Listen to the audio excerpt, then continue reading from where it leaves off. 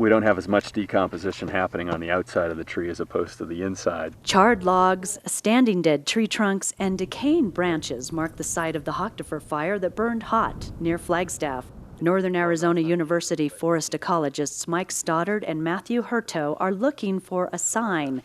Any sign of ponderosa pine seedlings some 15 years after the 16,000-acre fire. We're concerned about ponderosa pine not regenerating after these wildfire events. But it's the invisible damage that scientists are learning more about. We have a site here that is not taking up carbon dioxide and storing it at all right now. We all know trees breathe in carbon dioxide, but how long they can hold it affects the amount of greenhouse gases in the atmosphere. This is something that's called an eddy covariance system. As air flows through the fingers of this claw-like device, NAU tree physiologist Tom Kolb can measure the carbon dioxide that's moving between the air and the land. The fire has had a long-term legacy effect on the capacity of the site to take in carbon dioxide and store carbon dioxide. Prior to the fire, this was a dense forest that would take in somewhere between 100 and 200 grams of carbon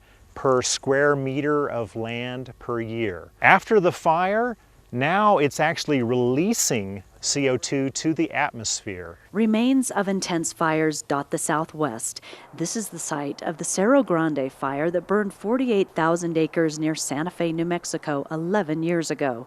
Greenhouse gases were emitted during the fire, and live trees that used to store carbon in the wood are now dead trees releasing carbon dioxide years later. If we reduce the amount of trees per acre and return fire as a process to the system to manage the surface fuels, the carbon that's left in the forest in the live trees is much more stable. Carbon Flex research shows trees in this thin forest are inhaling carbon dioxide and less likely to burn up in a high-severity fire, which has scientists breathing a little easier. For Inside NAU, I'm Bonnie Stevens with the Ecological Restoration Institute.